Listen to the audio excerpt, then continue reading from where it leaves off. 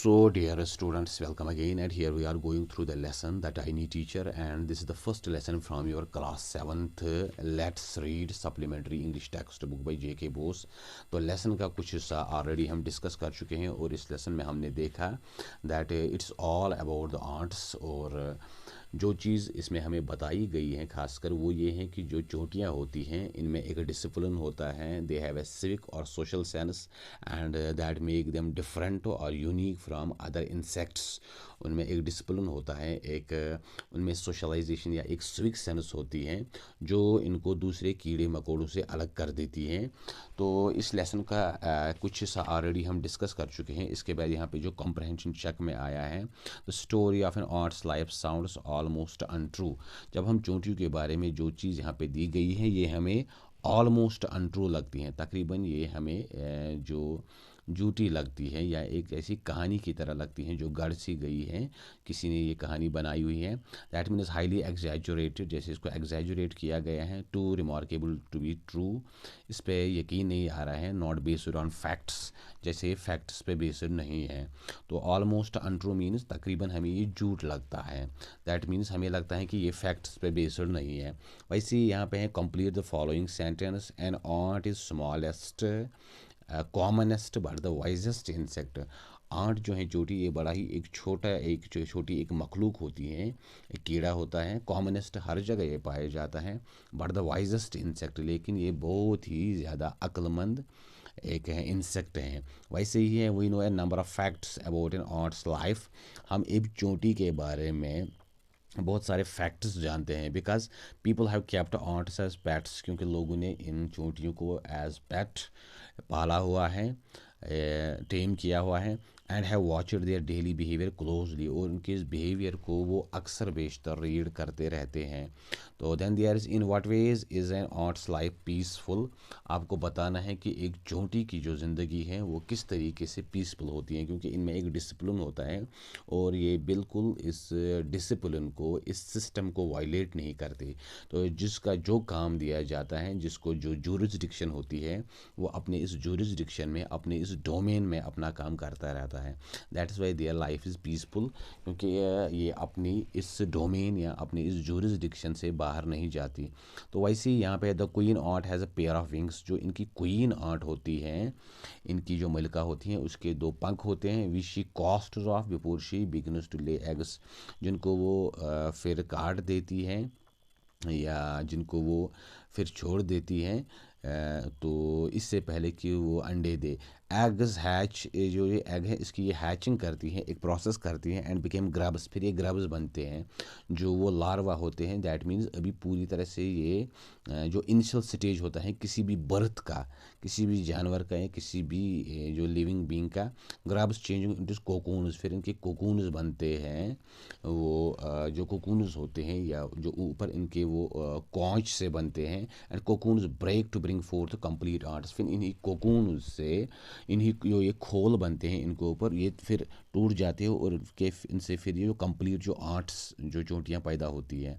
The life of an ordinary art is in the art hill is a book which money of a seldom open. जो ज़िंदगी होती है इन चोटियों की इस आर्ट हिल में, जो ये इनकी एक बस्ती होती है या जो ये एक मिट्टी का एक तोदा होता है जिसमें ये रहते हैं, तो ये एक ऐसी किताब है विच money of a seldom open, जो हमें बहुत सारे जिनको ये पता नहीं है कि इनकी इसमें लाइफ कैसे होती है। तो ये यहाँ पे कुछ इशारे दिए गए हैं कि लेसन में और क्या आने वाला है। The queen is the mother of the entire population of the colony. जो ये इन चोटियों की एक बस्ती होती है, इनकी एक कॉलोनी होती है, आबादी होती है, एक आर्ट हिल होता है, इसकी जो क्वीन होती है, जो मलिका होती है या जो इसकी महारानी होती है, वो भी वही इनकी माँ होती हैं। दैट मीन्स जो भी बच्चे अभी और आने वाले हैं, जो भी चोटियाँ आने वाली हैं, वो उसी से पैदा हो जाएंगी। It lives for about 15 years. इसकी जो उम्र होती है तकरीबन 15 साल होती है। चोटियों की उम्र काफ़ी ज़्यादा होती है। It has pair of wings, इसके दो पंख होते हैं, and but bites them off after its wedding flight. लेकिन फिर ये उनको काट देती है, bites them off after its wedding flight, जिस टाइम ये शादी के लिए उड़ान भरती हैं उसके बाद ये अपने पंखों को झाड़ देती है या इनको काट देती है, इनको छोड़ देती है। The flight takes place on a hot summer day. ये जो फ्लाइट होती है, ये जो इसकी जो शादी की जो उड़ान होती है, ये एक समर डे, जब काफ़ी ज़्यादा गर्मी पड़ रही होती है उसी टाइम ये उड़ान भरती है। The queen leaves the nest and goes out to meet a male ant. ये जो क्वीन होती हैं ये अपना जो वो घोंसला या जो इसका आशियाना होता है या आंट हिल होता है उसको छोड़ देती है और and goes to meet a male ant, और एक मेल आंट से मुलाकात के लिए, मीटिंग के लिए जाती हैं। और ड्रोन, जिसको आप ड्रोन कह सकते हैं, क्योंकि वो जो मेल आंट होता है उसके भी पंख निकल आए होते हैं और वो भी हवा में उड़ रहा होता है। High up in the air, वो हवा में उड़ रहा होता है, जिससे मुलाकात के लिए जाती है, मीटिंग के लिए जाती है।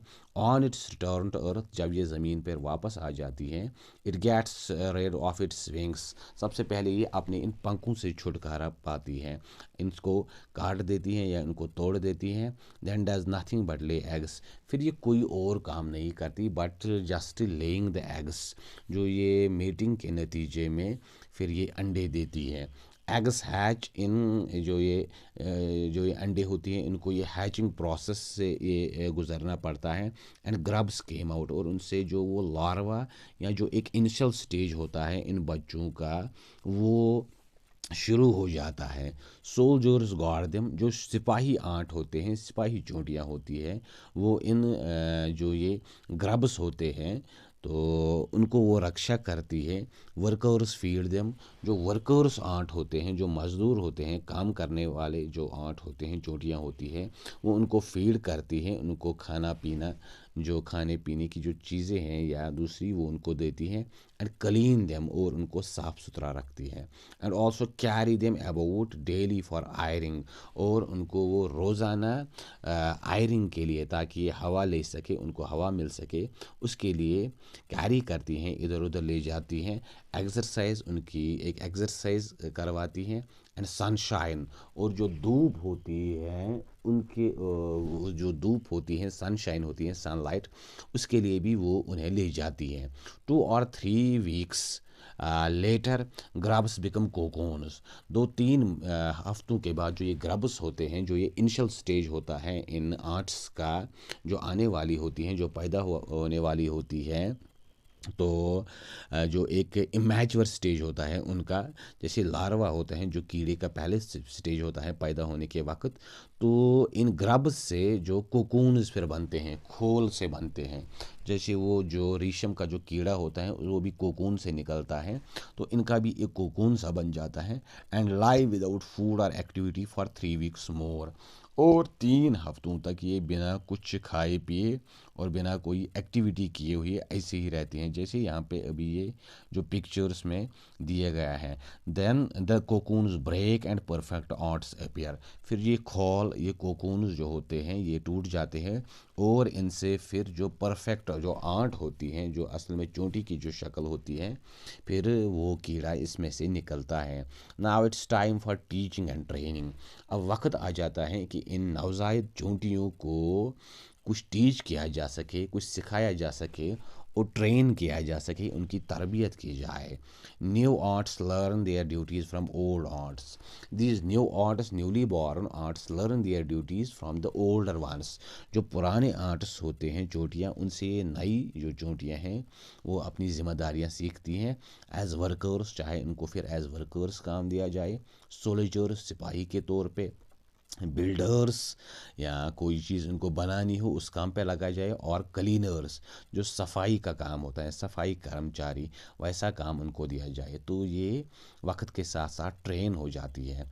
After a few weeks training the small ants are ready to go out into the big world of work, कुछ हफ्तों की ट्रेनिंग के बाद जो ये नवजायद जो ये चोटियाँ होती हैं, newly born arts, they go outside into the world of work, that means जो वर्क एंड एक्शन की दुनिया है, जो काम काज की, काम धंधा करने का वक्त अब उनका आ चुका होता है और उनको अब बाहर निकलना होता है, और उनको भी अब अपना काम, अपनी ड्यूटी जो है वो सर अंजाम देनी होती हैं। They have to do their duty और they have to fulfil their responsibilities. जो अभी इन पे जिम्मेदारियाँ आयद की जाती हैं, अब उनको भी अपना काम धंधा काम काज करना पड़ता है बाहरी दुनिया में, हकीकी दुनिया में। An ant hill is home not only for ants but also for some other creatures. जो वो आर्ट हिल होता है, जो ज़मीन के नीचे ये चोटियाँ बना देती हैं और उस ऊपर से उस पर वो हिल की शक्ल बन जाती है, मिट्टी का एक तोदा सा बन जाता है। तो उसमें खाली चोटियाँ ही नहीं रहती but also some other creatures, उसमें और भी दूसरे कीड़े मकोड़े रहते हैं। फॉर एग्ज़ाम्पल यहाँ पे जो दिया गया है बीटल्स, जो वो भौरा होता है, छोटे कीड़े, या लेसर ब्रीड्स ऑफ आंट्स, जो इन चोटियों की दूसरी जो स्पीशीज़ होती हैं, दूसरे जो अकसाम होते हैं, वो भी इन्हीं आंट हिल्स में रहती हैं। एंड द ग्रीन फ्लाई, और जो वो सब्ज़ रंग की वो जू होती है या हरे रंग की जो वो मक्खी होती है, तो ये फसलों को नुकसान पहुंचाती हैं, ये एक मक्खी होती है। तो इस तरह के कीड़े भी इन आंट हिल्स में इन चोटियों के साथ रहते हैं। Why do ants want these alien creatures to live in their nests. तो ये चोटियाँ क्यों इन अजनबियों को, इन गैर जो ये क्रिएचर्स हैं, दूसरी जो ये कीड़े मकोड़े हैं, उनको क्यों अपने इन नेस्ट्स में, इन आशियानों में या इन आंट होल्स में, एंट हिल में इनको ऐसी क्यों जगह देती हैं? फॉर सेवरल रीजन, इसके कुछ वजूहत बताए जाते हैं। Some give off smell pleasant to the ant senses. कहा जाता है कि इनमें से कुछ कीड़ों की जो स्मेल होती है वो इन चोटियों को बड़ी पसंद आती है। उनकी जो सेंसेस होती हैं, उनके जो फीलर्स होते हैं या उनकी जो सेंसेस होती हैं, उसको ये बड़ी पसंद आती हैं। अदर्स गिव स्वीट जूसेस, और इनमें से कुछ चोटियाँ ऐसी होती हैं जो बड़ी ही खूबसूरत, जो वो स्वीट मज़ेदार जो जूसेस देती हैं, रस देती हैं। And some are just pets और play things like cats and dogs to human beings. और कुछ कीड़े मकोड़े बिल्कुल ऐसे होते हैं जैसे इंसान से के पेट्स होते हैं, जिनसे वो खेलता रहता है, just like this cats and dogs to human beings. तो वैसे ही कुछ इनके जो पेट्स होते हैं या प्ले थिंग्स, खेलने की चीज़ें या टाइम पास की चीज़ जो होती हैं, तो इस तरीके से ये इनको लेते हैं। The green fly is the ants cow. जो ये ग्रीन फ्लाई होती है, ये सब्ज़ रंग की जो ये जू या मक्खी होती है, तो ये आंट के लिए वैसा ही काम करती हैं जैसे ह्यूमन बींग्स के लिए जो काउ, गाय जैसे दूध देती हैं। The ants train it to give honey dew like milk. जो ये आंट होती हैं, चोटियाँ होती हैं, ये इन ग्रीन फ्लाइज जो होती हैं इनको ट्रेन करती हैं कि ये भी हॉनी दे। That means they are going to produce something like milk. ये एक शहद या दूध की तरह कोई चीज़ इसको प्रोड्यूस करवाती है with a touch of their antenna. अपने इन एंटेना, अपने उन सींगों से उसको ये टच कर देती हैं, तो जिससे मधुमक्खी जो होती है इसमें से कोई दूध जैसी चीज़ निकलती है या हॉनी ड्यू, शहद जैसी चीज़। They milk it just as we milk the cow. वो उसको ऐसे ही मिल्क करती हैं, ऐसे ही उससे ये दूध लेती है जैसे हम जो काउ से दूध हासिल करते हैं, गाय से दूध हासिल करते हैं। Have humans learned as much as ऑटर्स हैव। क्या सच में इंसानों ने उतना ज़्यादा सीखा है तो जितना इन चोटियों ने सीखा है? ये यहाँ पे एक क्वेश्चन हमसे कर रहा है। परहैप्स दे हैव, शायद उन्होंने सीखा है, but they haven't put their learning. शायद इंसानों ने इतना सीखा है जितना चोटियों ने सीखा है, बट परहैप्स दे हैव, शायद सच में इंसानों ने इतना सीखा है, but they haven't put their learning to good use. लेकिन इंसानों ने अपनी लर्निंग जो है, अपनी सीख, अपनी नॉलेज या अपना तजुर्बा जो है, उसको किसी अच्छे काम पे नहीं लगाया है। They may still learn a few things from this tiny teacher. तो अभी भी हमारे पास वक्त है कि इस छोटी मखलूक, इस छोटे उस्ताद, इस इंसेक्ट कीड़े मकोड़े से हम बहुत कुछ सीख सकते हैं। फॉर एग्ज़ाम्पल हार्ड वर्क, जो मेहनत होती है या जो डेडिकेशन होती है। सेंस ऑफ ड्यूटी, जो आपकी ड्यूटी है, आपकी रिस्पॉन्सिबिलिटी है, उसका एहसास होना। एंड डिसिप्लिन, और एक डिसिप्लिन, एक नज़्म ज़ब्त। तो you are going to learn these things from the ants. क्योंकि आर्ट्स जो होती हैं, चोटियाँ, वो इन चीज़ों की को बड़ी स्ट्रिक्टली फॉलो करती हैं। क्लीनलीनेस, सफाई।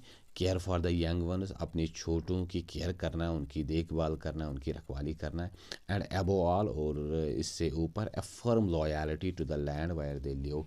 अपनी उस ज़मीन से वफ़ादार रहना, अपने उस रीजन से वफ़ादार रहना, अपनी उस धरती से वफ़ादार रहना, उसके साथ एक फ़र्म लॉयल्टी, एक मज़बूत एक वाबस्तगी रखना, एक वफ़ादारी रखना जिस ज़मीन पे आप रहते हो या जिस इलाके में आप रहते हो.